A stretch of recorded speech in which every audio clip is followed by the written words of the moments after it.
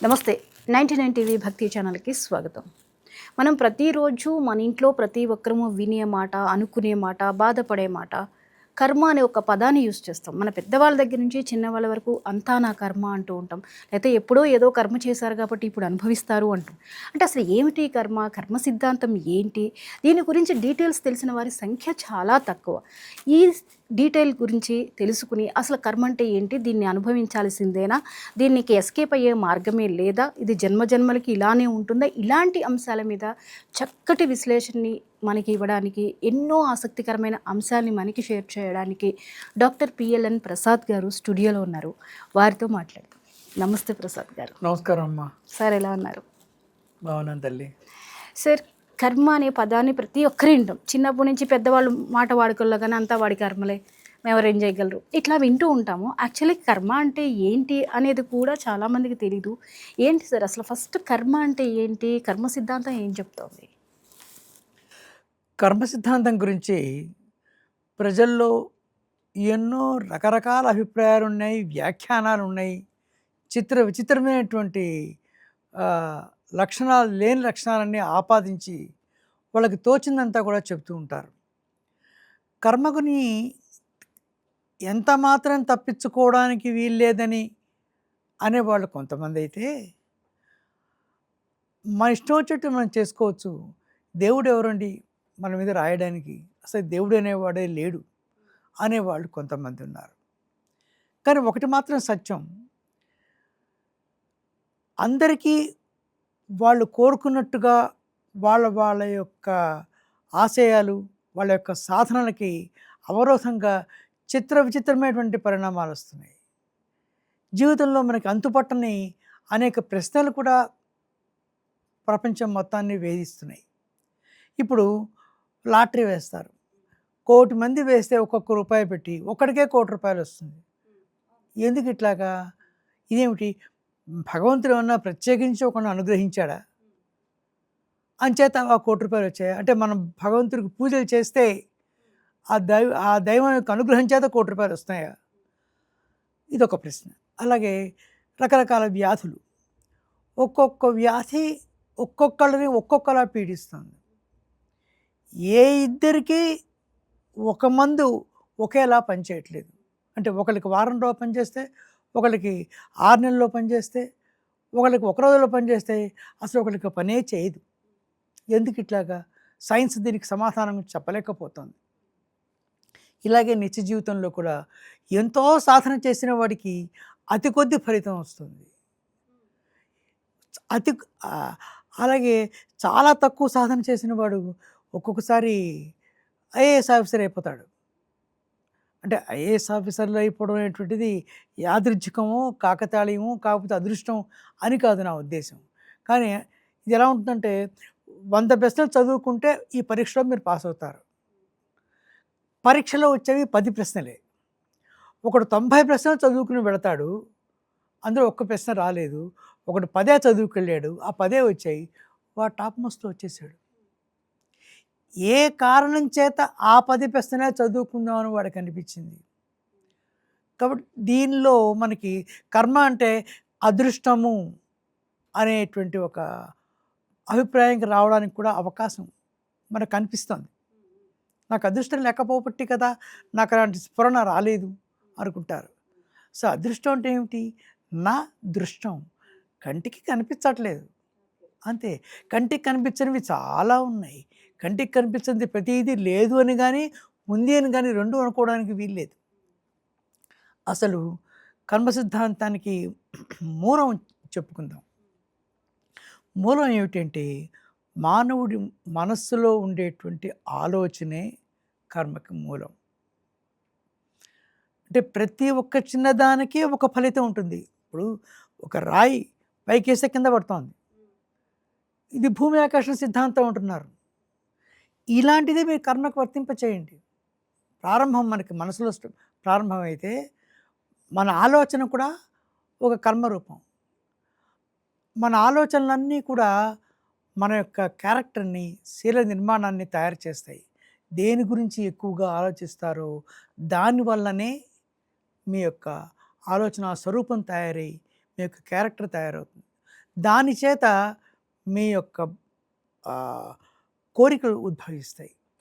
మీ ఎలా అయితే క్యారెక్టర్ ఉంటుందో, ఎలాంటి అయితే శరీర నిర్మాణం జరుగుతుందో దాన్ని బట్టి కోరికలు ఉంటాయి.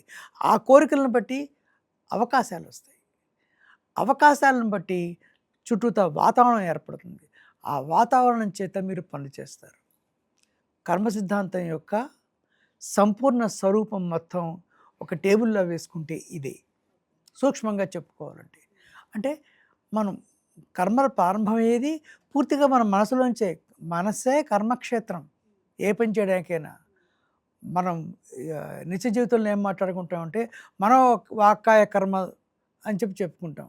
మనస్సులో మేము ఆలోచించింది ఖచ్చితంగా ఒకరోజు ఎంత నిగ్రహించుకున్నా కూడా అది మాటల రూపంలో బయటకు వస్తుంది. మాటల రూపంలో బయటకు వచ్చింది ఖచ్చితంగా ఒకరోజు చేస్తారు. అందుకే మనోవాక్కాయ కర్మలు అన్నారు. ఎవరినో ఒకటి తందాం అనిపిస్తుంది. ఏమండి, లోపల ఎంత నిగ్రహించుకున్నా వాడిని వాడిని నిజంగా తన్నాలి అనుకుంటుండగా ఒక వారం రోజులు అయిన తర్వాత ఎవరో స్నేహితుడితో అంటాడు, వాడికి బుద్ధి చెప్పాలి గట్టిగా, ఎప్పుడో తంతాను. అలా అనగా అనగా ఒక 100 సార్లు అవకాశం వచ్చిందే ఖచ్చితంగా ఉండదు అంతాడు. అందుకే నిగ్రహం ఎక్కడ ప్రారంభం అంటే మనసు దగ్గర నిగ్రహం.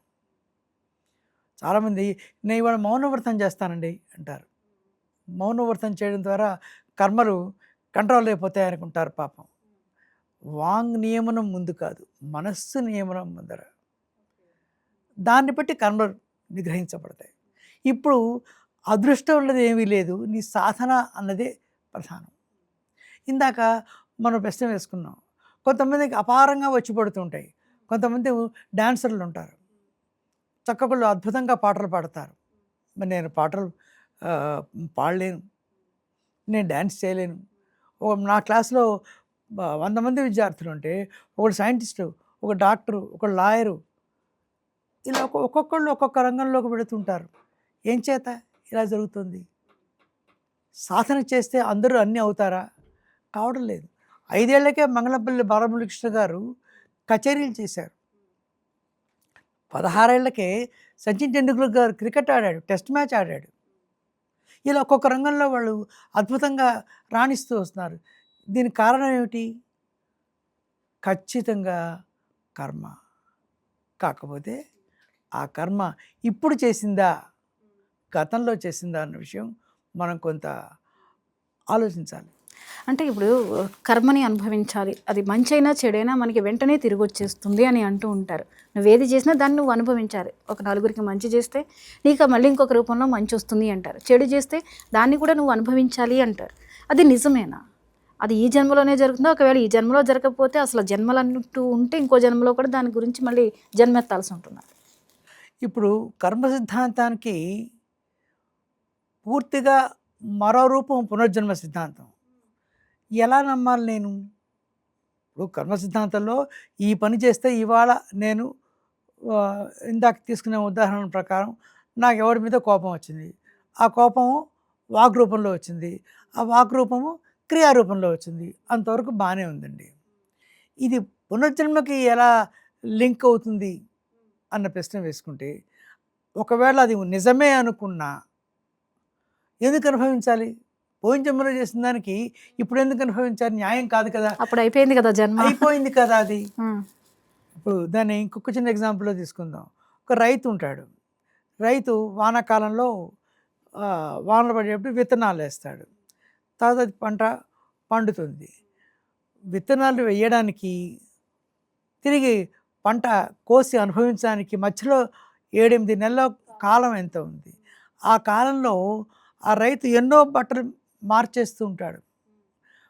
బట్టలన్నీ శిథిలమైపోతాయి, పాడైపోతాయి, నశిస్తాయి. రోజుకో వస్త్రం చప్పున వేసుకుంటాడు. పంట ఎవరిది? రైతుదేగా. అతను ఏ వస్త్రమన్నా వేసుకోనండి. ఇలాగే ఒక అబ్బాయి వెళ్ళి నీలం షర్ట్ వేసుకుని వెళ్ళి 50 జామకాయలు కోసుకొని వచ్చాడు. మొన్నటి ఎర్ర చొక్కా వేసుకున్నాడు. నేను దొంగతనం చేయలేదండి అంటే, దొంగతనం చేసింది చొక్కా కాదుగా, శిక్ష చొక్కా కాదుగా వేసి అతనికే వేస్తున్నారు. అలాగా ఆ వస్త్రాలు అనేటువంటివి జన్మలు. ఆయా జన్మలలో శరీరం వదిలిపెట్టినా కూడా దాని యొక్క సుఖం కానీ దుఃఖం కానీ అతడే అనుభవించాలి, అతడికే తిరిగి వస్తుంది. దానికి గుర్తు ఏమిటి అంటే మనం సంపాదించినటువంటి లక్షణాలు. ఇందాక ఉదాహరణ తీసుకున్నాం. ఒక ఒక అమ్మాయి పుట్టినప్పటి నుంచి 4వ ఏట నుంచి డ్యాన్స్ చేస్తూ ఉంటుంది. ఇంకోళ్ళ అమ్మాయికి అసలు డ్యాన్స్ అంటేనే ఇష్టం ఉండదు. ఎంత సాధన చేసినా అంత త్వరగా ఆ విద్యలో అంత ప్రావీణ్యం సంపాదించుకోవడం సాధ్యం అవుతుందా? ఎవరికైనా సాధ్యం అవుతుందా? 5 ఏళ్లకే బాలమురళి అది గారు అందరికీ కచేరీ సాధ్యం చేశారంటే కాదు. మనకు పోయిన జన్మలో 40 ఏళ్ల పాటు 50 ఏళ్ల పాటు సంగీతం నేర్చుకున్నా ఈ జన్మలో కూడా సంగీతం నేర్చుకోవాలి. కానీ 3 ఏళ్లలో 4 ఏళ్లలోనే అంత మహాసంగీత విద్య ఆ కళ వచ్చేసింది. ఈ కారణంగానే కొంతమందికి వచ్చింది, కొంతమందికి రాలేదు.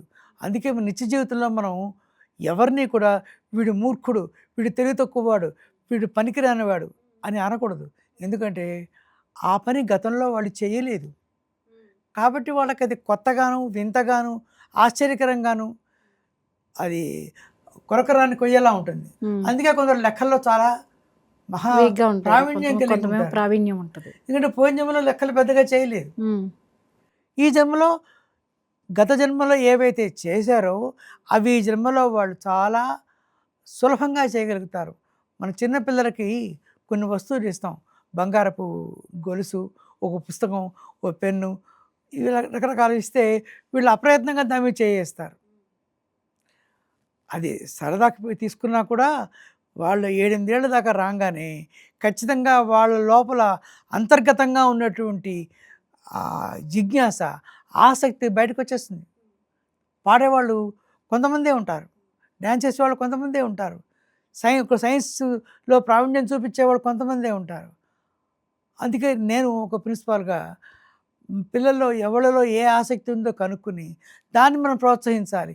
అది పునర్జన్మ యొక్క రహస్యం. అంతేగాని వాడికి ఇది రాదు, వీడి మొద్దు అనుకుని వాళ్ళు మనం నిరుత్సాహపరచకూడదు. పునర్జన్మ రహస్యాన్ని మనం తెలుసుకోగలగాలి. ఇంకా మనకి మన చుట్టూతో ఉన్నటువంటి పరిసరాలను ఒకసారి గమనించుకుందాం. ఇందాక చెప్పుకున్నాం మనం, మనస్సుయే కర్మ యొక్క మౌలిక స్థానం అని చెప్పుకున్నాం. మీకు ఒక ఆసక్తికరమైన చిన్న కథ ఒకటి చెప్తాను. రామాయణంలో అరణ్యకాండలో సీతమ్మ వారు, రామచంద్రమూర్తి అరణ్యంలో ఉండగా సీతమ్మ అంది, ఏమిటి ప్రభు 24 గంటల్లో ఆ ధనుస్బాణాలు పట్టుకుని ఎవరు వస్తారా, ఏ రాక్షసుడు వస్తారా అని చూస్తుంటారు ఏమిటి? ఏమన్నా బాగుందా? మరి ఏం చేయమంటావు?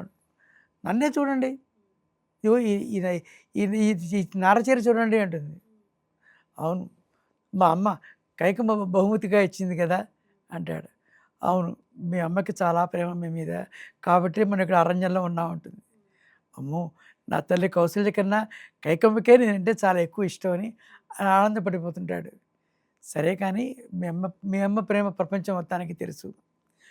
కానీ అసలు ఈ ధనుర్బాణాలు ఎందుకు పట్టుకుంటున్నారు? ఎవరైతే నిరంతరం దేన్ని తన దగ్గర పెట్టుకుంటాడో ఆ కర్మలే చేస్తాడు. మీ ఇంట్లో ఎలా అయితే అనవసరపు వస్తువులు ఉండవో మీ మనసులో కూడా అనవసరమైన పెట్టుకోకండి. అలా పెట్టుకున్నారంటే వెంటనే దానికి తగిన కర్మ చేస్తారు. మీరు ధనుర్బాణాలు పట్టుకున్నారా, ఎవరో ఎవరిని బాణం వేసి కొట్టాలనిపిస్తుంది. అలా ఎందుకు కొడతాను నేను అంటాడు. మీకు ఒక కథ చెప్తాను. ఒక ఋషి బ్రహ్మాండంగా తపస్సు చేస్తుంటే ఆయన పుణ్యం చాలా అపారంగా పెరిగిపోతే ఇంద్రుడికి భయం వేస్తుంది. వీడు ఎక్కడ నా స్వర్గాన్ని కాజేస్తాడో అని భయం వేసి వాడికి సరి చూస్తాడు. వాడి మీదకి ఈ రంభ, ఊర్వశి, మేనకల్ని పంపిద్దామా అని ఆలోచించి, అలా కాదు, ఈయన నిష్ఠాగరిష్ఠుడు, చాలా ఇంద్రియ నిగ్రహం కలిగిన వాడు, ఓ పని చేద్దాం అని ఇంద్రుడు ఏం చేస్తాడంటే ఒక భటుడు వేషం వేసుకుని పరిగెత్తుకుంటూ వస్తాడు. వచ్చి ఆ కాళ్ళ మీద పడతాడు. ఏమైంది నాయన నీకు అంటే, ఏం లేదంటే నేను పొరుగు దేశం వాడిని, మా దేశపు రాజుగారు యుద్ధంలో ఓడిపోయారు, నన్ను చూశారంటే ఆ సైనికులు పట్టుకుంటారు, నా దగ్గర కత్తి చూస్తే నేను ఒక సైనికుడిని తెలుసుకుంటారు, ఈ కత్తిని మీ దగ్గర పెట్టుకోండి, నేను కొంతకాలానికి వచ్చి తీసుకుంటానంటాడు. సరే మంచిది, అక్కడ పెట్టి పో అంటాడు. అక్కడ పెట్టి వెళ్తాడు. మొదట్లో ఈ ఋషి దాన్ని పెద్దగా పట్టించుకోడు. 4 రోజులు అయిన తర్వాత, అవును ఆ సైనికుడు ఇక్కడ ఏదో పెట్టి వెళ్ళాడు, మరి నేను అది ఉందో ఎవరన్నా ఎత్తుకుపోయారో సరిగా చూడలేదని చూస్తాడు. అమ్మయ్య కత్తి ఉందనుకుంటాడు. తర్వాత 3 రోజులకోసారి, 2 రోజులకోసారి, 10 రోజు చూస్తాడు. తర్వాత పొద్దున ఒకసారి, సాయంత్రం ఒకసారి చూస్తాడు. తర్వాత ఇక్కడ కత్తి ఎలాగో ఉంది కదా, దీంతో ఏదైనా పళ్ళు కానీ కోయొచ్చు, తర్వాత దర్భలు కోయొచ్చు, ఏదైనా చేయొచ్చు అనుకుంటాడు. దానికి వాడచ్చు, దాన్ని దానికి వాడచ్చు, ఇంకా అలా పక్కన ఉంటే ఏమవుతుంది అనుకుంటాడు. అలా గంటకోసారి చూస్తుంటాడు, పైనుంచి ఇంద్రుడు చూస్తుంటాడు. వెరీ గుడ్, థ్యాంక్ యూ అంటాడు. అంటే అర్థం ఏంటి? వారం రోజులకు ఒకసారి కూడా లేని దృష్టి ఇప్పుడు గంటకోసారి పడింది. తర్వాత ఆ కత్తితో నేనేం చేయగలనా అని ఆలోచించి ఆ కత్తి దాంతోపాటు ఉండే వ్యాసంగంలోకే వెళ్ళిపోయాడు. తపస్సు పూర్తిగా చెడిపోయింది.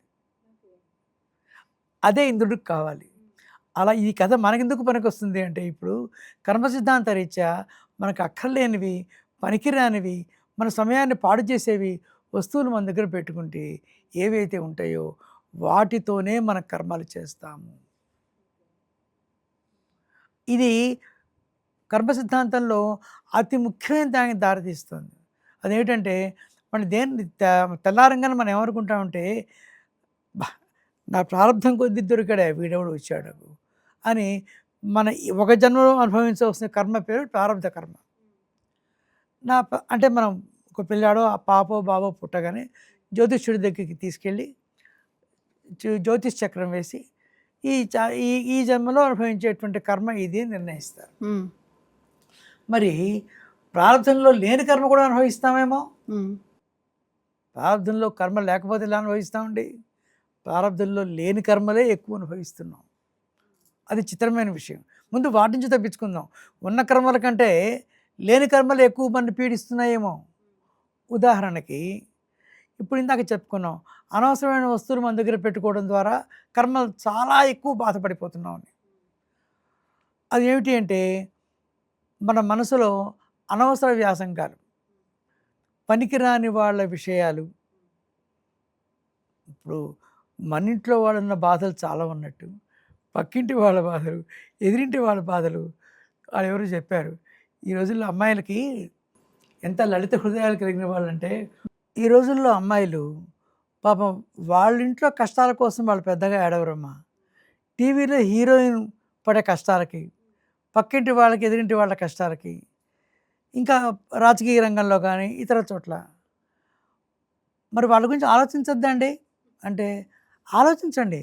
అది మీ స్వధర్మం అయితే, మీకు పనికొచ్చేటైతే, మీరు ఇతరులకు సహాయం చేయగలిగేటైతే, మీ వివేకంతో, మీ ప్రజ్ఞతో మీరు ఒకరికి ఉపయోగపడగలిగితే తప్పకుండా ఆలోచించండి.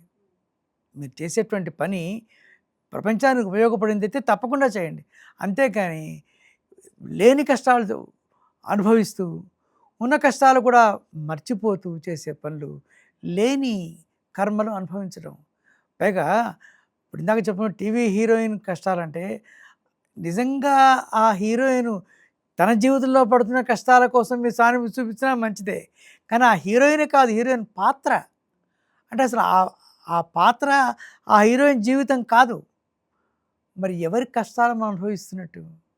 అంటే మన మనసు మన కంట్రోల్లో లేదు. మన మనస్సు మన నిగ్రహం లేకపోవడం చేత ఎక్కువ శాతం బాధలు కర్మల రూపంలో మనం చుట్టుకుంటున్నాయి. ఉదాహరణకి డబ్బు పోయిందనుకోండి, డబ్బు పోతే మనసు బాధపడక్కర్లేదు. అదేంటంటే, డబ్బు పోతే మనసు బాధపడదా? ఎంతవరకు పడాలో అంతవరకే పడుతుంది. మనసు బాధపడితే శరీరం బాధపడి రకరకాల వ్యాధులు వస్తున్నాయి. మన జాతకం ప్రకారం కానీ దేని ప్రకారంగా చూసినా వ్యాధులు మన కర్మల్లో లేవు. మనం కొని తెచ్చుకుంటున్నాం.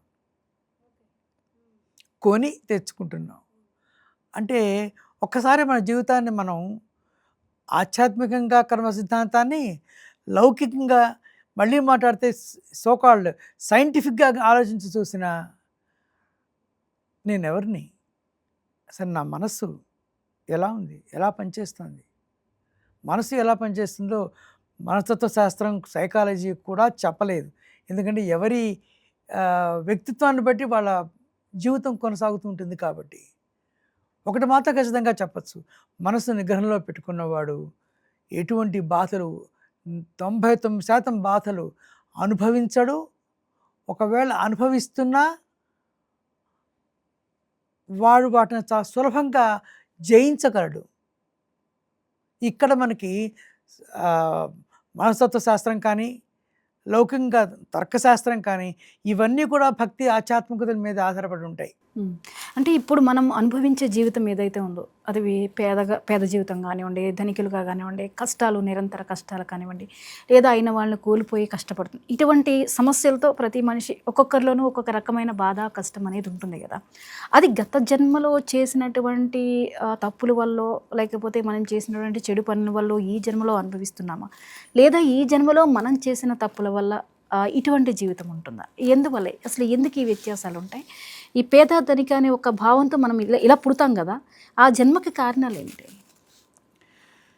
ఇప్పుడు హ్మ్, ఏ ఒక్కటి కూడా మన దగ్గరికి ఉట్టి పుణ్యాన్ని రాలేదు.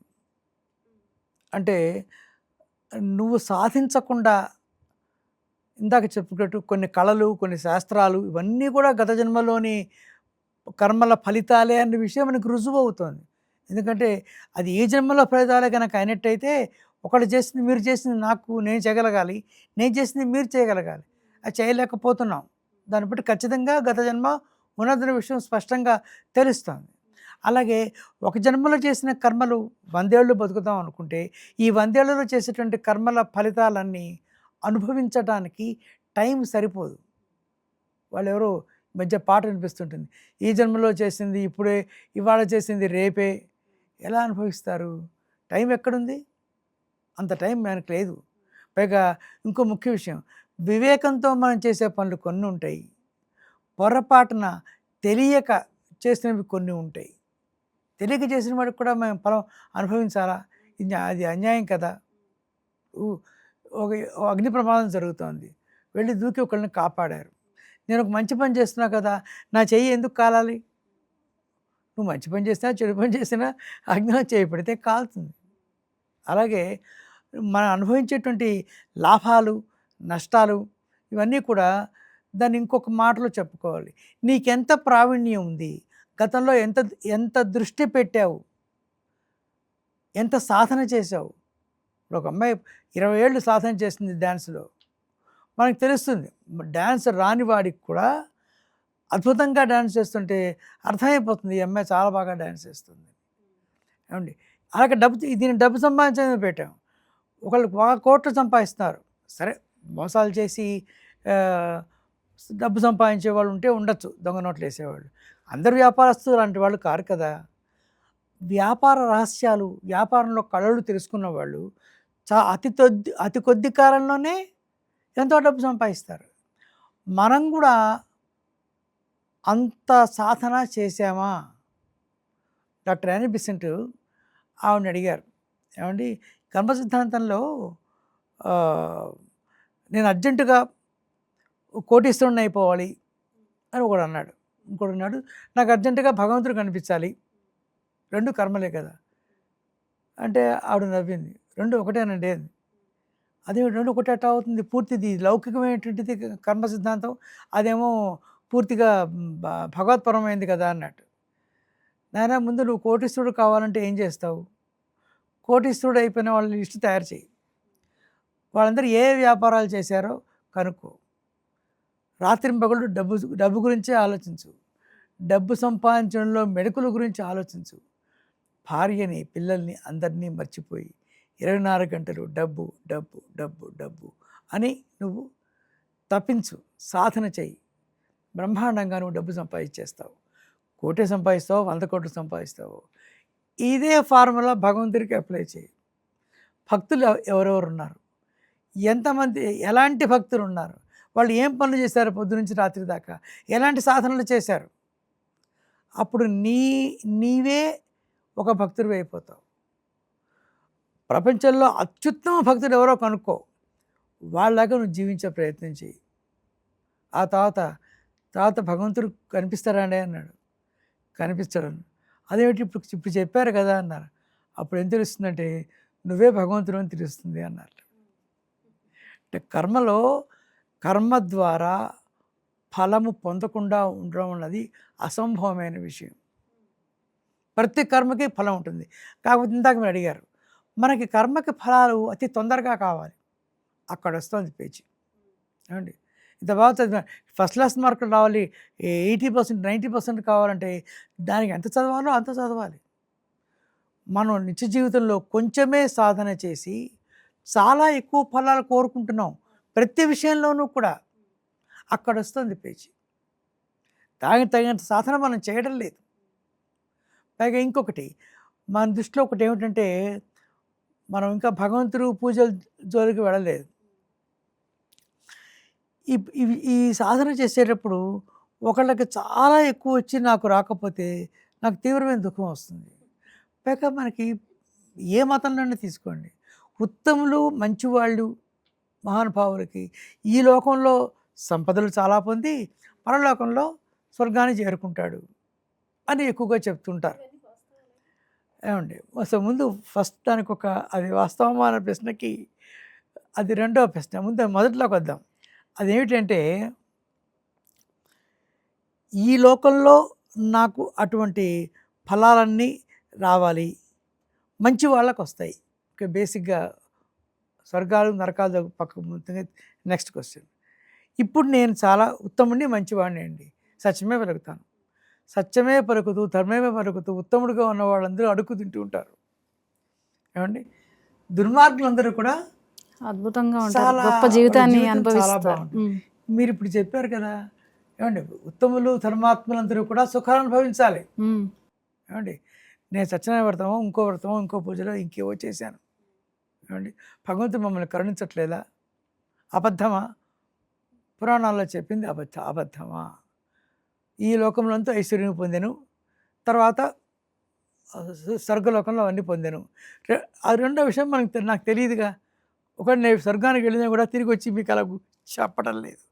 కాబట్టి ముందు దీని సంగతి చెప్పండి. నేను ఉత్తముడిని మంచివాడిని అయితే నాకెందుకు సుఖాలు భోగాలు లభించట్లేదు అంటే, ఇక్కడ దీన్ని ఒక రకంగా సైంటిఫిక్గా చూద్దాం.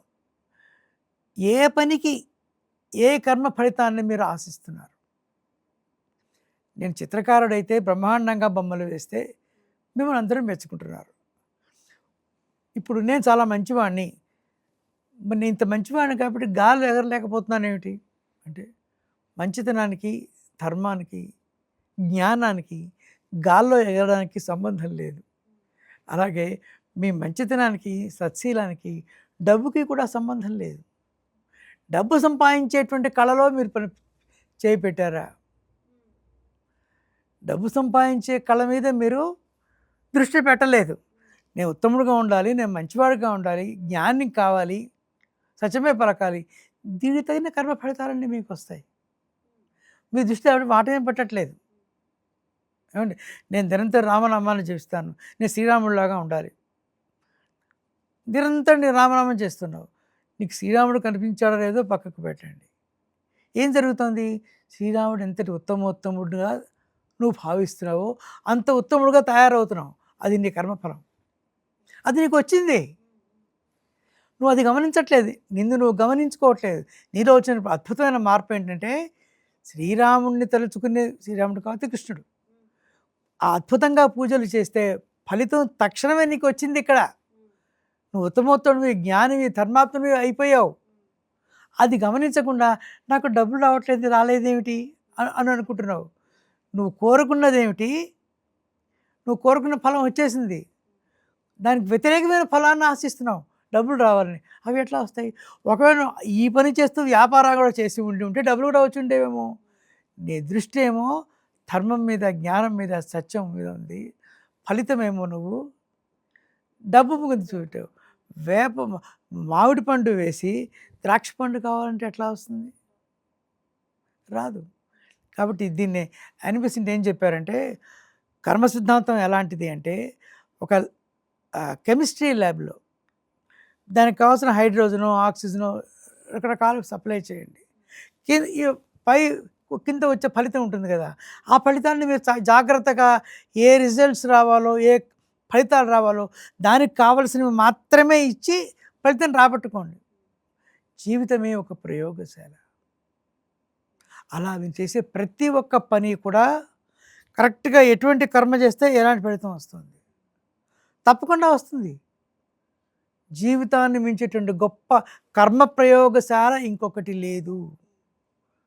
ఏది సప్లై చేస్తే అదే వస్తుంది, అందులో ఏమీ సందేహం లేదు. అది లేకపోవడం చేత మనం ఒక విత్తనం వేసి ఇంకొక ఫలం కోరుకుంటున్నాం. కాబట్టి కర్మ సిద్ధాంతమే తప్పకుండా నమ్మకం కలిగిన వాడు కృష్ణుడు కూడా కర్మలు చేయొద్దని లేదు. ఆయన ఎవరిష్టం అని చెప్పాడండి కృష్ణుడు. నిరంతరం నన్ను భజిస్తే నేను నీకు వరాలు ఇస్తాను, ఆయన కాంట్రాక్టర్ అని చెప్పాడా? నీ కర్మల్లో నేను జోక్యం చేసుకోనని చెప్పాడు. ఆయనకి అత్యంత ప్రియమైన వాడు ఎవట అంటే రహస్యం చెప్పాడు. ఎవరైతే సుఖాన్ని దుఃఖాన్ని ఒకలా చూస్తాడో, ఎవడైతే కుక్క మాంసం తినేవాడు, ఎవడైతే మహాపండితుడిని ఒకలా చూస్తాడో వాడు నాకు ఇష్టడు అని చెప్పాడు. ఇది మనస్తత్వ శాస్త్రం కింద తీసుకుంటారా? వాడు చాలా ఆనందంగా ఉంటాడు. ప్రపంచం అంతన్నీ మీరు చెప్పే కమ్యూనిజం ఇదే కదండి. కమ్యూనిస్టుకు చెప్పింది కూడా ఇదే. దేవుడు ఉన్నాడా లేడా అనే విషయం పక్కకు పెట్టినా ఆ సమత్వ భావాన్ని కనుక నువ్వు సాధిస్తే నువ్వు చాలా ఆనందంగా ఉంటావు. దీన్నే ఇంకో ప్రిన్సిపల్లోకి తీసుకెళ్తాను. కర్మలు జయించడం ఎట్లా? మీరు నన్ను ప్రశ్నలు వేయచ్చు. కర్మలు జయించడానికి నాకు ఒక మార్గం చెప్పండి. తప్పకుండా ఉంటుంది. కర్మల్ని ఎలా జయించాలి అంటే, ఏ కర్మల్ని ఎలా జయించాలి అంటే, దీంట్లో 3 రకాల కర్మలు ఉంటాయి. మొదటిది ఏమిటి అంటే ప్రారబ్ధ కర్మ, రెండవది సంచిత కర్మ, మూడవది ఆగామి. ప్రారబ్ధ కర్మ అంటే ఒక జన్మకి సంబంధించినంత వరకు అది పుట్టినప్పటి నుంచి ఈ దేహాన్ని వదిలేసేంత వరకు మనం అనుభవించే కర్మ ప్రారబ్ధ కర్మ. నిజానికి సంచిత కర్మ అని చెప్పుకునేదే మొదటిదని చెప్పుకోవాలి. ఎందుకంటే గత జన్మల్లో ఉదాహరణకి మనం ఇప్పుడు ఒక 500 జన్మల దాకా ఎత్తి ఇది 501వ జన్మ అనుకుందాం. అలా అనుకుంటే గత జన్మలన్నింటి యొక్క సత్కర్మ ఫలం కానీ దుష్కర్మ ఫలం కానీ ఆ మొత్తం 1,000,000 యూనిట్ అనుకుందాం. ఆ 1,000,000 యూనిట్లు ఒక జన్మలో అనుభవించలేము మనం. అందులోంచి కొంత భాగం తీసి ఈ జన్మకి కేటాయించడం జరుగుతుంది. దాని పేరు ప్రారబ్ధ కర్మ. అంటే 1,000,000 యూనిట్ల కర్మ ఉంటే అందులోంచి 10 లక్షల దుష్కర్మ, 1,00,000 సత్కర్మ కలిపి ఇస్తారు. సహజంగా ఆది మానవుడి దగ్గర నుంచి ఇప్పటిదాకా దుష్కర్మే ఎక్కువ ఉంటుంది కదా. కాకపోతే ఒకప్పుడు చేసింది తెలియక చేసినటువంటి కర్మకి కొంత తక్కువ ఫలం అనుభవిస్తాం. తెలిసి కావాలని చేసిన దానికి కొంత ఎక్కువ ఫలం అనుభవించక తప్పదు. ఇప్పుడు స్ట్రైట్వే మనం ఈ జన్మలో అనుభవించేటువంటి ప్రారబ్ధ కర్మలో మనం సత్కర్మ ఫలితాలు అనుభవిస్తుంటే వాటి నుంచి తప్పించుకుందాం అనుకో అలాగే ఉండాలనుకుంటా. అలాగే ఉండాలి. కానీ అది కూడా వద్దనుకోవాలి. ఎందుకనంటే మిమ్మల్ని బంగారు పంజరంలో పెట్టమంటారా, ఇనుప పంజరంలో పెట్టమంటారా? పంజరం ఏదైనా పంజరమే కదా. పంజరం ఏదైనా పంజరమేగా. బంగారం అయితే ఏమిటి, ఇనుప పంజరం అయితే ఏమిటి? మీకు సత్కర్మ ఫలితాలు బంగారు పంజరం, దుష్కర్మ ఫలితాలు ఇనుప పంజరం. పంజరమే వద్దు మహాప్రభు అనగలగాలి కదా. కాబట్టి దుష్కర్మ ఎంత బంధనమో సత్కర్మ అంతకు మించిన బంధనం. ఎలా? ఎందుకంటే దుష్కర్మ ఉన్నప్పుడైనా నేను ఎందుకు కష్టం అనుభవిస్తున్నాను, నేను దీని నుంచి ఎలా బయటపడాలి అని వెతుక్కుంటారు. సత్కర్మ ఉన్నప్పుడు అహంకారం పెరిగిపోతుంది. నేను ఎంత గొప్పవాడిని కాకపోతే నాకు ఇంత ఐశ్వర్యం వచ్చింది.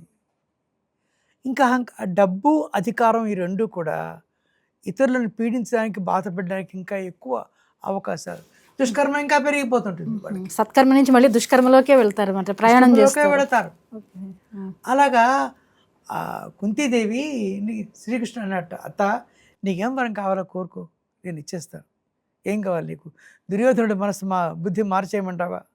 రాజ్యం మొత్తం నీకు, మహారాణిగా నిన్నే కూర్చోబెడతాను, నీకేం కావాలంటే ఐశ్వర్యం నీకు వచ్చేస్తుంది అంటే కుంతీదేవి ఉంటుంది, నాయన నన్ను పరీక్షిస్తున్నావా? నాకు అవేమీ వద్దు, నాకుండే కష్టాలు ఇవాళ కాకపోతే రేపైనా అనుభవించి తీరాలి. మహా అయితే నువ్వు ఈ జన్మకి వదిలిపెడితే ఈ కర్మ అక్కడే ఉంటుంది, వచ్చే జన్మను అనుభవించాల్సి వస్తుంది.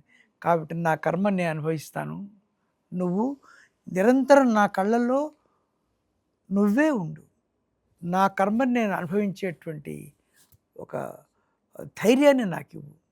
నువ్వు పక్కన ఉన్నావంటే నా కర్మని అనుభవిస్తాను. అసలు ఏ ఒక్కడు కూడా స్వార్థంతో పాపం చేసి ఎవడికో కష్టం కలిగించి ఆ దుష్కర్మ ఫలితాలు ఎలా ఎగ్గొట్టాలా, వాటి నుంచి అలా తప్పించుకోవాలా అనుకోవడమే ఆ ధర్మం. వద్దు, నా కర్మని అనుభవిస్తాను అంటుంది. ఇక్కడ మీకు వచ్చిన రహస్యం చెప్తాను. ఇప్పుడు కర్మలు మనం అనుభవిస్తుంటే చాలా వేదన కలుగుతోంది. కృష్ణుడు ఏమన్నాడు భగవద్గీతలో? జ్ఞానాగ్ని కర్మదగ్ధానాం అన్నాడు. అంటే జ్ఞానం కలిగిన వాడికి అద్భుతమైనటువంటి మహాద్భుతమైనటువంటి కర్మ రాశి కొన్ని జన్మల పాటు చేసుకున్నదంతా ఉంది. అదంతా ఒక్క నిప్పు పుల్లతోటి ఎలా దగ్ధమైపోతుందో ఒక గడ్డిమేటు, అలా అంత పెద్ద కర్మభారం అంతా నీకు దగ్ధమయ్యేలాగా మార్గం నేను చెప్తాను, నువ్వు జ్ఞానం కనుక పొందినట్టయితే అన్నాడు. సో అంత కొద్ది ఆ జ్ఞానంతో ఆ పాపం అంతా ఎలా పోతుంది? ఇంకో రహస్యం చెప్పారు. అసలు కర్మ అనేటువంటిది ధనుస్సు నుంచి బయటకు వచ్చిన బాణం, అది తగిలే తీరుతుంది, ఎవ్వడు తప్పించుకోలేడు, అసంభవమైన విషయము. అయితే అందులో కూడా 3 కర్మలు చెప్పుకున్నాం: ప్రారబ్ధ కర్మ, సంచిత కర్మ, ఆగామి. ప్రారబ్ధ కర్మలో కూడా ఇంకొక 3 ఉన్నాయి. అదేమిటి అంటే దృఢకర్మ, అదృఢ కర్మ, దృఢాదృఢ కర్మ. ఏమండి? దృఢకర్మ అంటే ఈ జన్మలో ఎవరి కడుపున పుట్టాలో వాళ్ళ కడుపునే పుడతారు, ఫిక్స్డ్. తల్లి తండ్రి ఫిక్స్. ఆత్మే ఫిక్స్ చేసుకుంటుంది అంటారు. ఇంకొకళ్ళ ద్వారా ఇంకొకళ్ళ కడుపున పుట్టే అవకాశం లేదు. అంటే గత జన్మలో కూడా వీళ్ళకి ఆ రిలేషన్ ఉంటుందా? ఆ రిలేషన్షిప్ ఉంది. అది కూడా ఇంకోటి ఏం చెప్పారంటే రుణానుబంధ రూపేణ పశుపత్ని సూతాదయ. రుణం ఉంటేనే బంధాలు ఏర్పడుతున్నాయి. మీరు నాకు ఇవాళ కలిసాం, ఇంత క్రితం నాకు మీరు ఎవరో తెలియదు, మీరు నా చెల్లెలు ఎందుకు కాలేదు, నా కూతురు ఎందుకు కాలేదు? రుణం లేదు. రుణం ఉన్నవాళ్ళే, అది కూడా ఖచ్చితం. ఎవరికి కూతురు కావాలో వాళ్ళకే కూతురు అవుతారు, ఎవరికి భార్య కావాలో వాళ్ళకే భార్య అవుతారు. మీరు ఎవరికైనా ఫ్రెండ్ కావచ్చు, దాని రుణానుబంధం అక్కర్రే. రుణానుబంధం కలిగిన వాళ్ళు మాత్రమే బాంధవ్యాలు ఏర్పడుతున్నాయి. అవి దృఢకర్మలు. భార్య, భర్త, తల్లి, తండ్రి, పిల్లలు, రుణం, వీళ్ళందరూ రుణ రూపాలే. మీరు ఇంకో ప్రశ్న, ప్రేమ వల్ల కలగకూడదా? ఏమండి? ప్రేమ వల్ల అవ్వచ్చా? ప్రేమ వల్ల కూడా అవ్వచ్చు. ప్రేమ కూడా అలానే వస్తుందా? ప్రేమ, లవ్ మ్యారేజెస్, లేకపోతే ఇవి కూడా ఎప్పుడో ఉన్న జన్మ రుణం తీర్చుకోవడానికి ఇలాంటి కొంతమంది అమ్మాయి దగ్గర పడ్డా పాప ఆ అమ్మాయిని ఎందుకు లవ్ చేస్తున్నాడు, ఆ లవ్ కూడా ఎక్కువ కాలం ఉంటుంది, వాళ్ళే చంపుకుంటున్నారు. అంటే ఇదంతా అతి అతి గాఢంగా ప్రేమించుకుంటున్న వాళ్ళే. చిత్రం ఏంటంటే ఏ గొప్ప గొప్ప సుగుణాలు ఉన్నాయి అనుకుని ఒక అమ్మాయిని చూసి ప్రేమించి పెళ్లి చేసుకున్నాడో ఆ సుగుణాల వల్ల విడిపోయిన వాళ్ళు ఉన్నారు. నిన్నటిదాకా ఆ సుగుణాల వల్లే కదా ఆ అమ్మాయిని అంత ప్రేమించావు, నా కళ్ళతోనే చూశాను. అవే కారణాలుగా విడిపోతున్నారు. నిన్నటిదాకా నచ్చిన ఇప్పుడు నచ్చట్లేదు, రుణం తెగిపోయింది. ఆ రుణం లేదు, అది ఏదో ఒక రూపంలో తెగిపోయింది. ఎంతకాలం వాళ్ళు ఒక రూఫ్ కింద ఉండాలో అంతకాలమే ఉంటున్నారు, తర్వాత వాళ్ళు విడిపోతున్నారు. ఇది ప్రారబ్ధ కర్మ. ప్రారబ్ధ కర్మ దృఢకర్మ. అదృఢకర్మ ఉంది, అది అంటే ఫిక్స్డ్ కాదు. ఏమండి? దానిలో మీరు కొన్ని రకాల ఆల్టరేషన్స్ చేయొచ్చు, మార్పులు చేర్పులు చేయొచ్చు. మీ యొక్క ఆ ఇచ్ఛాపూర్ణ శక్తితోటి మీరు చేసుకోవచ్చు. మూడోది దృఢాదృఢం, అది 51 మీది 49 అయితే అది పీడిస్తుంది. మీది 51 అది 49 అయితే లొంగిపోతుంది. ఇంతకంటే ఇంకో గొప్ప రహస్యం చెప్తాను. మనస్తత్వ శాస్త్రానికి, భక్తికి, ఆధ్యాత్మికతకి, భక్తికి ఆధ్యాత్మికతకి తేడా అడగలేదండి మీరు, అది చెప్పుకుందాం. దాన్ని పూర్తిగా సైంటిఫిక్గా చెప్తాను. జ్ఞానాగ్ని కర్మదగ్ధానాం అన్న కృష్ణుడి యొక్క మాటకి, అంటే జ్ఞానము చేత సమస్త కర్మలు నశిస్తాయి అండి. భగవద్గీత చదువుకుంటే కర్మలన్నీ బాధలన్నీ పోతాయా? ఏం చెప్పాడు కృష్ణుడు? పోతాయి అన్నారండి కృష్ణుడు. నేను సైంటిఫిక్గా నిరూపిస్తాను అండి. ఇన్ని కోట్ల జపం చేయడం ద్వారా పోతుంది అని అంటలేదు. అది ఎలా సాధ్యం? ఇందాక చెప్పారుగా, కర్మ ధనుర్విముక్త శరం అన్నవారు కాస్త వచ్చి తగలాలి. అది తగులుతోంది, నాకు బాధ కలగకూడదు. ఎలా? రెండు నిజమేనండి. ఎలా నిజం అంటే 2 ఎగ్జాంపుల్స్ చెప్తాను. ఒకటి, ఈ చేతికి ఇక్కడ గాయం అయిందండి, అనెస్థీషియా ఇచ్చారు. తెలియదు అప్పుడు ఏం జరిగింది? నొప్పి తెలియదు, ఏమి నొప్పి ఉంది కానీ తెలియదు, పుండు ఉంది కానీ నాకు తెలియదు. నేను అనుభవిస్తున్నట్ట అనుభవించినట్ట? ఆ బాధను అనుభవించట్లేదు, ఆ కాసేపు బాధను అనుభవించకపోతే లేనట్టేగా. ఏమండి అంటే అర్థం ఏంటి? కర్మ నన్ను పీడించినట్లేగా. ఇది మీరు భక్తి జ్ఞాన వైరాగ్యాలు అనేటువంటి ఒక అనెస్థీషియా తీసుకోండి. మీరు వాగ్రూపంలో నిన్న ఎవరో వచ్చి, పోయిన జన్మలో ఎవరినో మీరు బాధ పెట్టారు, వాడెవడో వచ్చాడు, ఇప్పుడు వచ్చి మిమ్మల్ని అన్యాయంగా ఉట్టి పుణ్యాన మీరు ఎంతో ఉత్తమంగా ఉన్నా మీరు నిందలేశాడు, అవమానించాడు.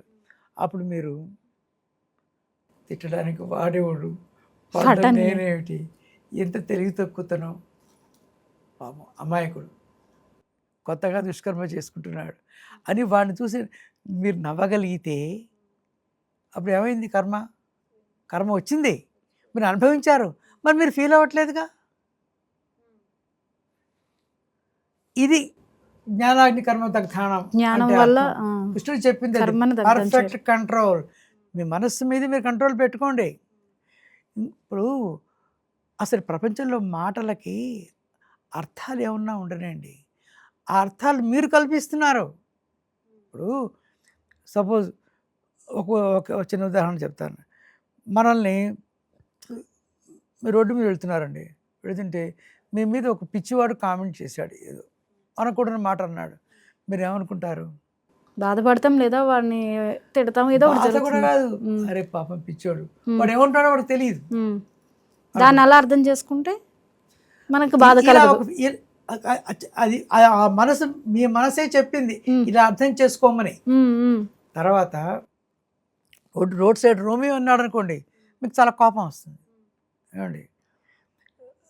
దాన్ని ఇంకొంచెం మృదువైన అందమైన మాటల్లో మీ నాన్న వచ్చి, నా బంగారు తల్లి ఎంత అందంగా ఉన్నావమ్మా అన్నారనుకోండి, మా నాన్నకి ఏంటి అని చెప్పి ఏమండి. తర్వాత అలాగే మీ వారు వచ్చి పొగిడారనుకోండి, ఎంతో ఆనందం కలుగుతుంది. ఇప్పుడు నేను చెప్పాల్సిన పాయింట్ ఏంటంటే, ప్రతి ఒక్క మాటకి అర్థం ఎవరు ఇస్తున్నారండి? మనమే తీసుకుంటున్నాం. అర్థం చేసుకునే విధానంలో రిలేషన్షిప్ని బట్టి దాన్ని మన యాక్సెప్టెన్సీ అనేది మారుతుంది కదా. మరి ఇది జ్ఞానాగ్ని కర్మదగ్ధానం కాదా? మీకున్న జ్ఞానం చేత కర్మ దగ్ధమైపోతుంది. అది పిచ్చివాడు అనుకోవాలా, పసిపిల్లాడు అనుకోవాలా, రోడ్డు మీద రోమియో అనుకోవాలా, ప్రేమతో దగ్గరగా మాట్లాడే భర్త అనుకోవాలా, ఆప్యాయంగా మాట్లాడే తండ్రి ఎవడు ఏమంటే ఏమనుకోవాలని మీ మనసే మీకు చెబుతోంది. అందుకే మొదట్లోనే చెప్పాను, మనసే కర్మక్షేత్రం. మీరు పూర్తిగా లౌకికంగా తీసుకున్న, దేవుడే లేడు, కృష్ణుడు లేడు, ఎవరు లేరు అనుకున్న మీ మనసు అంటూ ఒకటి ఉందిగా మీకు, అది ఒప్పుకుంటున్నారుగా. అది కర్మని సృష్టిస్తుంది. మీరు ఎక్కువ బాధపడ్డారనుకోండి, చాలా ఎక్కువ బాధపడ్డారనుకోండి, ఇంత మాట అంటాడా అని, అప్పుడు ఏమైంది? మళ్ళీ కొత్త కర్మ స్టార్ట్ అయిందిగా. ఈ కొత్త కర్మ ప్రారంభ కర్మలో లేదుగా, మళ్ళీ మొదలు. అంటే ఇప్పుడు మీరు బ్యాంక్లో ఒక అప్పు తీసుకున్నారండి, ఒక 1,00,000 రూపాయలు తీసుకున్నారండి, రోజుకు వచ్చి తీర్చేస్తున్నారు. ఇప్పుడు ఇదేమైంది? మళ్ళీ బాధపడడం ఇది ఏమవుతుంది, వచ్చే జన్మ పెరుగుతుంది. న్యాయం ప్రకారం మీరు ఇంకొక 10-15 జన్మలో మోక్షానికి వెళ్ళిపోవాలి. ఈ లేని పిచ్చి పిచ్చి కర్మలకి మనసు లోనయ్యి అనవసరంగా కొత్త కర్మలు చేసుకుంటూ మన బాధలు పెంచుకుంటున్నాం. ఇది కృష్ణుడు చెప్పిన దాన్ని సైంటిఫిక్గా తీసుకుంటే మనం కర్మలన్నీ దగ్ధం చేసుకుంటూ పోవడమే మనది. కృష్ణుడు లేడనుకున్నా ఉన్నాడనుకున్నా మనం కర్మలన్నీ దగ్ధం చేసేసుకోవచ్చు. అది మన చేతిలో ఉంది. అది మన జ్ఞానం మీద ఆధారపడి ఉంటుంది. అంతెందుకు, ఇంకా మీకు సైంటిఫిక్గా ఇంకోటి చెప్తాను. మనం ఒక ఈ హిప్నటైజ్ చేసేవాళ్ళు ఉన్నారు. హిప్నటైజ్ చేసేవాళ్ళు ఒక బాబుని కూర్చోబెట్టి, బాబిట్రా నీకు మంచి స్వీట్ పెడతాను అని బాగా కసిగా ఉన్నటువంటి పచ్చిమిరపకాయలు తెచ్చి తిను, చాలా తీయగా ఉంది, ఇది నీకు జిలేబీలా ఉంది కదా అంటాడు. వాడు కొరికి చూసి, అవునండి జిలేబీలా ఉంది. ఇంకా ఇది జిలేబీ కాదు, ఇది మైసూర్ పాక్లా ఉంది కదా అంటాడు. కొరకు, అవునండి మైసూర్ పాక్లా ఉంది. నాలిక వాడికి మండిపోతుంది, అయినా కూడా వాడు స్వీట్గానే ఉంది అంటున్నాడు. ఎట్లా అంటున్నాడు? వాటి చేత హిప్నటైజ్ చేయబడ్డం చేత వీడు నాలిక మండిపోతున్నా తీయగా ఉంది అంటున్నాడు. ఇంకెవళ్ళో వచ్చి మీ మనసుని కంట్రోల్ చేసి అతి కారంగా ఉన్న వస్తువు అతి తీపిగా ఉందని మీ చేతే అనిపించగలిగితే మీరు మీ మనసు స్వాధీనం చేసుకుని అనిపించలేరా? సాధ్యం కాదా? మళ్ళీ అక్కడికే వచ్చాం, మీ మనసు మీకు చెప్పగలగాలి. మరి దీన్ని భక్తి జ్ఞాన వైరాగ్యం అంటారా, వశీకరణం అంటారా, హిప్నాటిజం అంటారా? పర్ఫెక్ట్ దీన్నే శమధమాదులు అని చెప్పారు. అంటే ఇక్కడ ప్రసాద్ గారు ఇప్పుడు ఇందాక మీరు ఒక ఎగ్జాంపుల్ చెప్పారు, రోడ్డు మీద వెళ్ళిన వాడు ఎవడో ఏదో అంటాడు, అది మనం తీసుకునే దాన్ని బట్టి ఉంటుంది. కొన్ని సందర్భాల్లో రియాక్ట్ అవ్వకుండా ఉండకూడని సందర్భాలు కూడా వస్తాయి. అంటే వాడిని అలా వదిలేయాలా మనం? వాడు వాగాడు, నేను అన్న అలా వదిలేయాలా? అదే సరైన కర్మన? దానే ప్రతిస్పందన కర్మ అన్నారు. బుద్ధుడు కూడా చెప్పాడు. అంటే కర్మ వచ్చింది, అక్కడ మీకు ఒక 1000 యూనిట్ల కర్మ ఫలం అనుభవించాలి. ఇప్పుడు మీ మనసు ద్వారానో పరిస్థితుల ద్వారానో అనుభవించాలి. దానికన్నా మీ రియాక్షన్ కర్మ, ఈ ప్రతిస్పందన కర్మ ఇది ఎక్కువైపోయింది. సో ఇది ఇంకా కొత్తగా మనం పెంచుకుంటున్నాం మనం. ఇకపోతే వాడిని వదిలేయాలా లేదా అంటే అది మీ స్వధర్మమా కాదా? స్వధర్మం అయితే చేయండి, లేకపోతే వదిలిపెట్టేయండి. ఇలా వదిలిపెట్టేస్తే అది ఇంకా పెరిగిపోతుంది అనుకుంటే అప్పుడు తప్పకుండా చేయవలసింది. కృష్ణుడు కూడా నీ స్వధర్మం అయితే తప్పకుండా చేయమన్నాడు.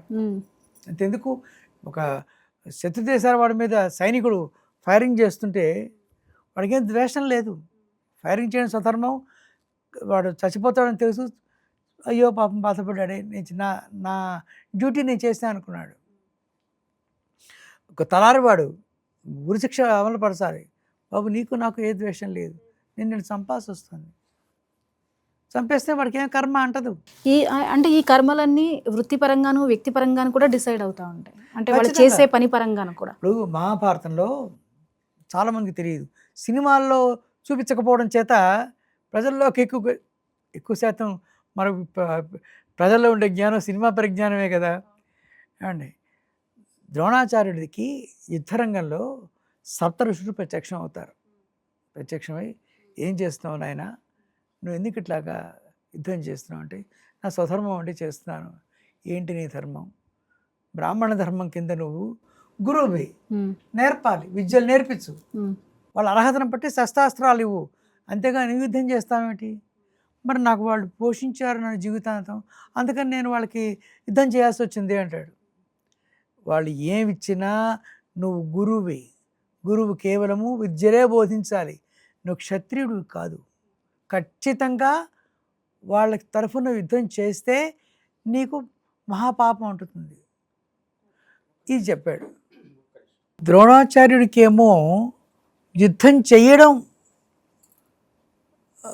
స్వధర్మం కాదు, అదే అర్జునుడికేమో యుద్ధం చెయ్యను మొర్రో అంటున్నా కూడా యుద్ధం చేసి తీరాలి అన్నాడు కృష్ణుడు.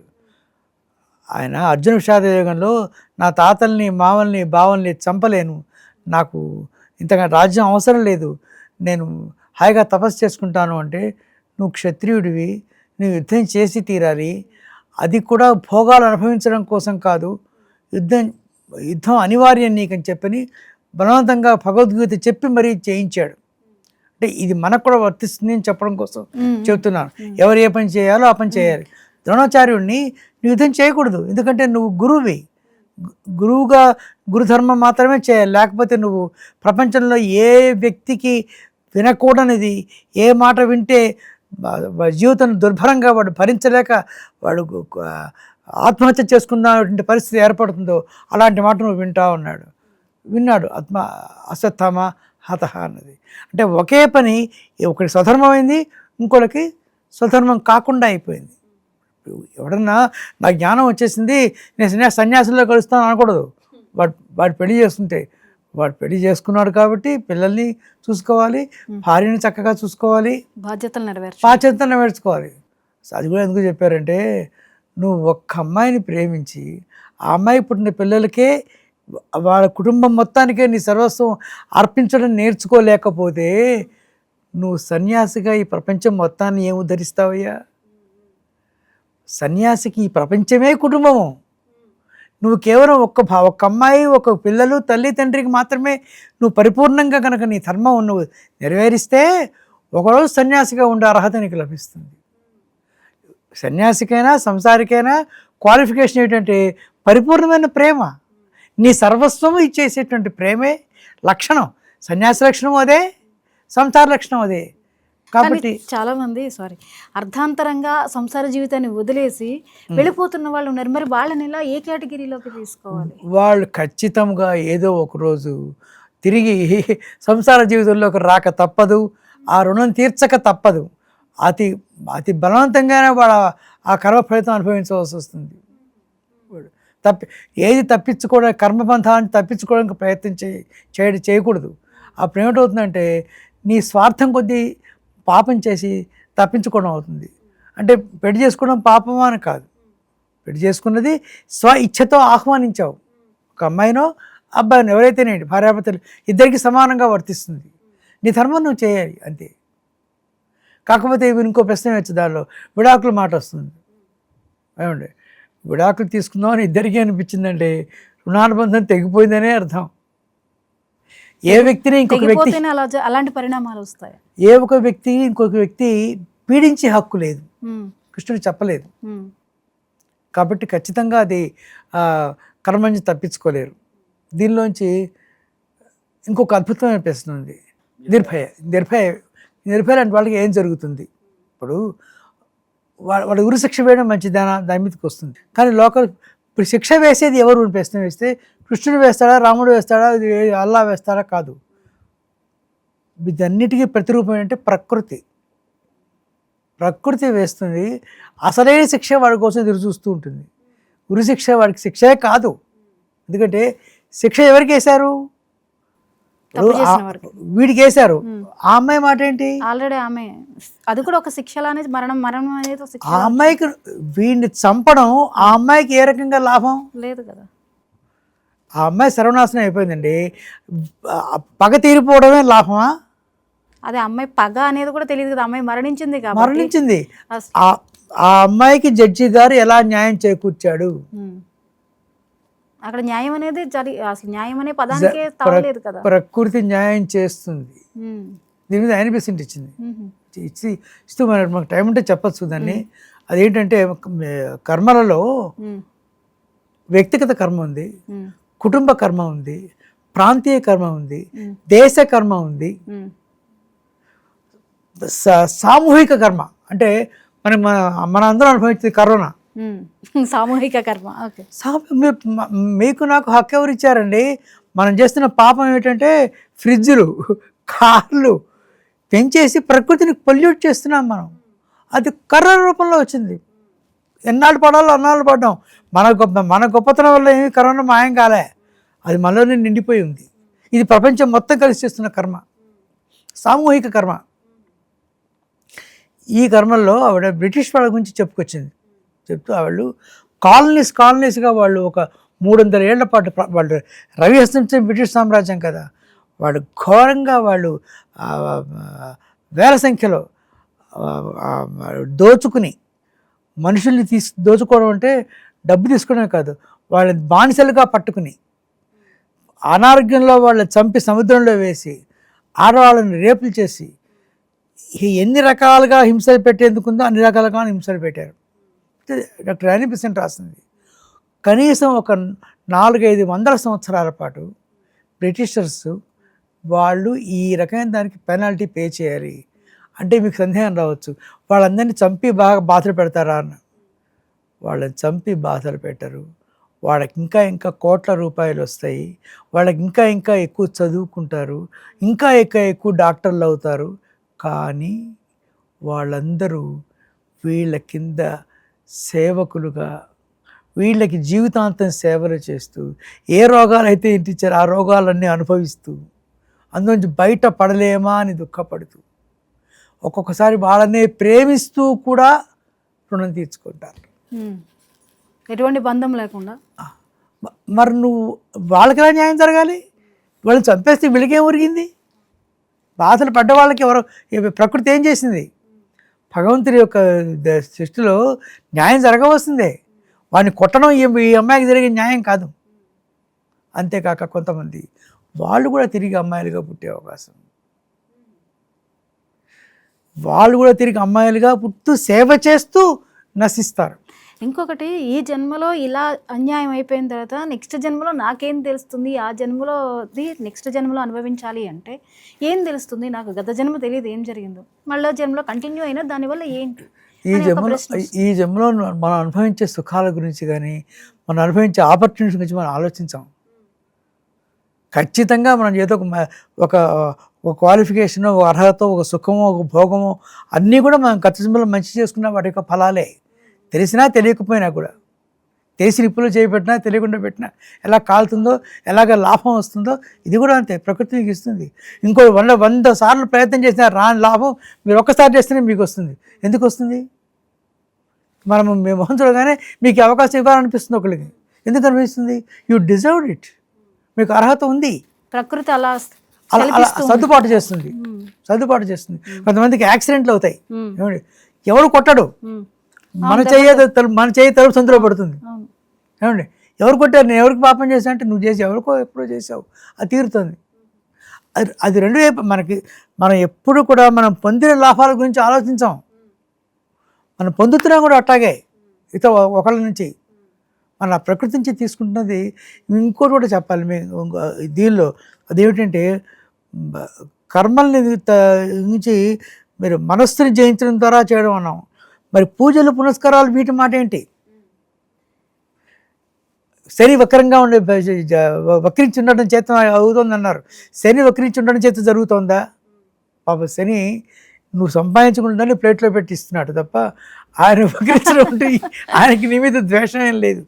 మనం చేసుకుందాం, అదొక పేరు. ఎవరి ద్వారా ఏమనుభవిస్తున్నావు? దీన్ని దృఢాధృఢ కర్మలో కొంత, అధృఢ కర్మలో కొంత తొలగించుకోవచ్చు. అది కూడా నువ్వు రుణం తీర్చుకోవాలి, ప్రకృతి పట్ల తీర్చుకోవాలి. అన్నదానం ఒకటి, యజ్ఞాలు ఒకటి, రిచువల్స్.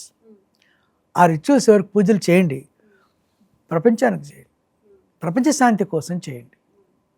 అప్పుడు నీకు ఏది రావాలో అది వస్తుంది. అది చెప్పడం ద్వారా ఈ పూజలకంటూ అర్థం ఉంది. బ్లైండ్గా చేయొద్దు పూజ. లోకా సంస్థ సుగుణోభవంతం చేయండి. ముఖ్యంగా ఇన్స్టెంట్ ఫలాలు ఇచ్చేవి 3 ఉన్నాయి. ఒకటి యజ్ఞం, రెండోది అన్నదానం, మూడోది గురుసేవ. అందుకే వీటన్నిటికీ మన పెద్దవాళ్ళు అంత ప్రాధాన్యత ఇచ్చారు. గురుసేవ అన్నారు. ఆ గురుసేవ ద్వారా ఇప్పుడు మీరు నాకో నేను మీకో చేస్తే ఒకరికి చేసినట్టు సేవ, ఒక గొప్ప సద్గురువుకు చేస్తే 1000 మందికి చేసినట్టు. ఆయన వల్ల 1000 మందికి జరుగుతుంది సేవ. వాడు ఎవరైనా సరే, ఒక సైంటిస్ట్ కావచ్చు, ఒక జ్ఞాని కావచ్చు, ఒక యోగి కావచ్చు, ఏ వ్యక్తి వల్ల అయితే 1000 మందికి మంచి జరుగుతుందో ఆ వ్యక్తికి సేవ చేయి, నువ్వు అంత పుణ్యం వస్తుంది నీకు. అందుకు చేయమన్నారు గురుసేవ. కారణం, గురుసేవ అంటే ఏదో ఒక గడ్డారు మీసాలు పెంచుకుంటూ వాడికి సేవను కాదు, ప్రపంచానికి మానవాళికి గొప్ప సేవ చేసేవాడు. వాడికి నువ్వు చేయి, నీకు తప్పక ఫలితం వస్తుంది. ఆ రకంగా నీ కర్మ క్షాళనం అవుతుంది. అది కూడా స్వార్థంతో కాదు. నేను తప్పు చేసి ఎలా తప్పించుకోవాలా, ఎలా కష్టం నుంచి తప్పించుకోవాలా అని బయటపడే, కాదు నాకు శిక్ష పడకూడదు, నేను తప్పు చేశాను. అని అనుకోవద్దు. ఉమ్, నేను తప్పు చేశాను, నేను తప్పకుండా నా దాని నుంచి నేను విముక్తం అవ్వాలి, అనుభవించిన దాన్ని అవుతాను. ఇప్పుడు చాలామంది ఋషులు ఉన్నారండి, తెలియచేసినా తెలిసి చేసినా అనుభవించాల్సిందే. తప్పదు. ఉమ్, చూడు ఇంకో చోట ఉంది, ఇంకో చోట చెప్పారు, ఈవెన్ సైంటిస్టులు కూడా మరుగుజ్జులుగా వికలాంగులుగాను పుడతారట. ఎందుకు పుడుతున్నారు అని చెప్పి ప్రశ్న వేసుకుంటే, వాళ్ళు ఒక మందు కనుక్కోవడం కోసం కుందేళ్ళని, కప్పల్ని, వాటిని వీటిని చంపి ఒక ఒక 1000 కుందేళ్ళని చంపితే కానీ మందు తయారు కావట్లేదు. నీ ఇంటెన్షన్ మంచిదే, కానీ నువ్వు వాటిని చంపి కదా మందు కనుక్కున్నావు. నువ్వు మందు కనుక్కోవడం చేత మానవాళి మొత్తానికి మంచి జరిగింది. కానీ నెక్స్ట్ లైఫ్లో నువ్వు ఇంకా గొప్ప సైంటిస్ట్గా పుడతావు, ఇంకో కోట్ల రూపాయలు వస్తాయి, బట్ ఒక చెయ్యి ఉండదు. ఎందుకంటే నువ్వు వాటిని చంపావు కదా, ఆ ఫలం వచ్చింది, ఈ ఫలం కూడా వస్తుంది. కానీ మరి అదే వృత్తి ధర్మంలో పోదా అది? వృత్తి ధర్మము అనేది అక్కడ ప్రొటెక్ట్ చేయదా? వృత్తి ధర్మం కింద నీ చంపడం వృత్తి ధర్మం కాదు. డెలిబరేట్గా కావాలని చంపి నువ్వు ఒకదాని నీకు తెలియట్లేదుగా, ఇది చంపడం ద్వారా నీకు అవుతుందా తెలియదు. ఒక కుందేలు చంపడం ద్వారా నీకు మందు కనుక్కుంటున్నావా? లేదు. అది నిరంతరం చేస్తూనే ఉండాలి, ఒకదాని తర్వాత దేని తర్వాత అవుతుందో కూడా తెలియదు మనకి. ఇంకొకటి బలులు ఉన్నాయి కదా, చాలామంది బలి ఇస్తుంటారు, you have to pay penalty for that. అది ఇంకా ఘోరమైన విషయం. బలి చేస్తుంటే ప్రకృతిలో ఉండే రకరకాల ఎంటిటీస్ ఉన్నాయి, వాటి కోసం వీడు చేసేటువంటి అది ఇంకా ఘోరమైన దుష్కర్మ. ప్రసాద్ గారు, ఒక పూజ చేస్తే కష్టం పోతుంది, లేదా ఒక పూజ చేస్తే ఈ లాభం జరుగుతుంది అని చెప్పి పూజలు చేస్తూ ఉంటాం కదా, మరి ఈ పూజల యొక్క ఫలితాలు ఎలా ఉంటాయి? అసలు పూజ యొక్క ఆంతర్యం ఏంటి? ఎందుకు చేయమన్నారు మన పెద్దవాళ్ళు? ప్రాథమికంగా పూజల్లోనే భక్తి, ఆధ్యాత్మికత రెండు ఉన్నాయండి. భక్తి భగవంతుడి గురించి తెలుసుకునేటువంటిది భక్తి, నా గురించి నేను తెలుసుకోవడం ఆధ్యాత్మికత. 99% ప్రజలు ఆధ్యాత్మికత గురించి పెద్దగా ఆలోచించరు. ముందు భక్తి గురించి తీసుకుందాం. భక్తి యొక్క లక్ష్యం కూడా బాధల నుంచి విముక్తి పొందడమే. భక్తి అనే పదానికి నిర్వచనం ఏమిటవుతుందంటే, కృష్ణుడో, రాముడో, బాబావో, ఇంకొకళ్ళు ఆయన దగ్గర మన కోరికల లిస్టు చదవడమే భక్తి. అంతకుమించి పెద్దగా, ఒకవేళ మీ కనుక కోరికలన్నీ తీరిపోతే, మళ్ళీ ఒకవేళ తీరడం జరగదు, మానవుడి కోరికలు తీరడం జరగదు. ఒకవేళ తీరితే మీరు భగవంతుడిని తలుచుకోరు. అంతదాకా ఎందుకు, బాగా డబ్బుండి అనుభవించేటువంటి వయసు ఉండి కోరికలు తీరిపోతుంటే కూడా అప్పుడప్పుడు హలో అని రాముడికో కృష్ణుకో నమస్కారం పెట్టి, నేను కొంచెం బిజీ అండి అని చెప్తుండడం మనం వింటూనే ఉన్నాం. కష్టం వచ్చినప్పుడే దేవుడి దగ్గరికి వెళ్తాం, కష్టం వచ్చినప్పుడే దేవుడి దగ్గర, సమస్యలు, రకరకాల సమస్యలు చెప్పే వెళుతున్నాం. దానికోసం మనం జ్యోతిష్యాన్ని కూడా ఆశ్రయిస్తాం. నీకు శని వక్రించి ఉన్నాడని, పాపం శని మీద లేనిపోయిన అపఖ్యాతి అంతా కూడా శనికి అంటగడతాం. శని ఒకటేనేంటి, ఇంకా ఇతరత్ర గ్రహాలు, ఏ గ్రహాలు అయితే పాపగ్రహాలు అంటూ ఉంటాం. మనం పాపం చేసి ఆ గ్రహాన్ని పాపగ్రహాలు అన్నాం, న్యాయం కాదు. అవి కూడా మీరు గమనించండి, ఏ వయసులో ఏ కష్టం రావాలో ఆ కష్టమే వస్తుంది. అది 10వ ఏట ఒక రకంగా ఉంటుంది, 20వ ఏట ఒక రకంగా ఉంటుంది, పెళ్ళైన తర్వాత ఒక రకంగా ఉంటుంది, ఉద్యోగ జీవితంలో ఇంకో రకంగా ఉంటుంది, వృద్ధాప్యంలో ఇంకొక రకంగా ఉంటుంది. మనిషి నిరంతరం వాటి నుంచి ఎలా తప్పించుకోవాలా అని ఆలోచిస్తాడు తప్ప, వాటి చేత నేను ప్రభావితుడిని కాకుండా ఉండడం ఎలాగా అని ఆలోచించడు. అది ఖచ్చితంగా వస్తుంది, నేను దాని నుంచి తప్పించుకోవాలని చూస్తున్నాడు. అది వచ్చినా సరే నేను ఏమాత్రం చరించకుండా చిరునవ్వుతో స్వీకరించడం నాకు వచ్చునా అని అనుకోడు. సరే, ఇంతకీ అవి ఇందాక చెప్పుకున్నాం, మనం మనసుని స్థిరంగా ఉంచుకోవడం ద్వారా కర్మ ఫలానుభవ రూపం మనకి రాదు అని. ఇప్పుడు అందరూ చేసే పని ప్రధానంగా తీసుకుందాం. పూజలు చేయడం ద్వారా మనకి ఎక్కువగా లాభం కలుగుతుంది. ఎవరో ఒక దేవుణ్ణి ఆశ్రయిస్తాం. ఇందాక రెండో చెప్పుకున్నాం, ఏది దృఢకర్మలు అనుభవించి తీరవలసిందే, దానిలో ఏ మార్పు ఉండదు.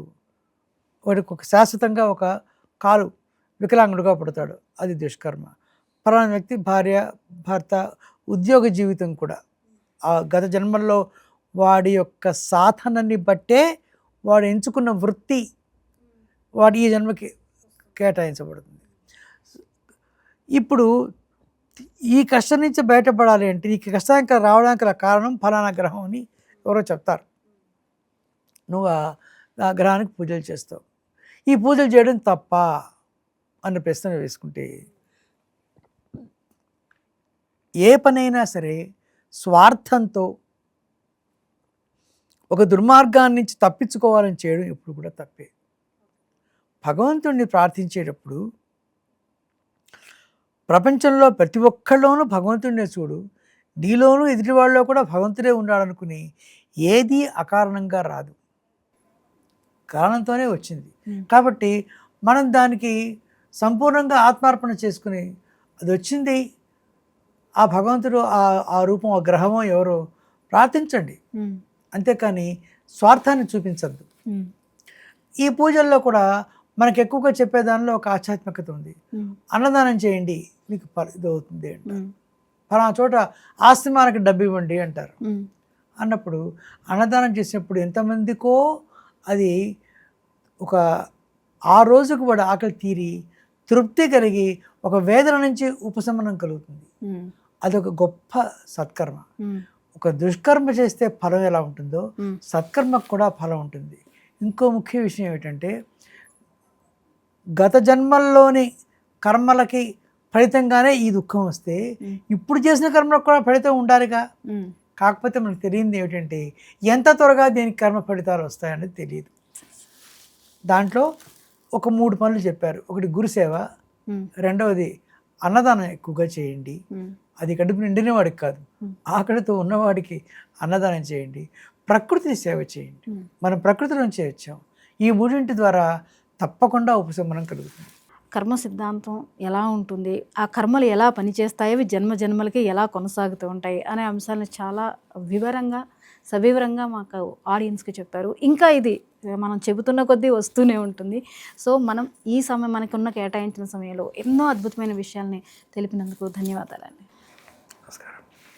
చూసారు కదండి, కర్మ అనేది ఏమిటి, అది ఎలా ఉంటుంది, దాన్ని మనం ఎలా అనుభవించాలి అని మనకి ఎన్నో సందేహాలు ఉంటాయి కదా. ఆ సందేహాలన్నీ మీకు ఈరోజు నివృత్తి అయ్యాయి కదా. మరో అంశంతో మళ్ళీ మీ ముందు. నమస్తే.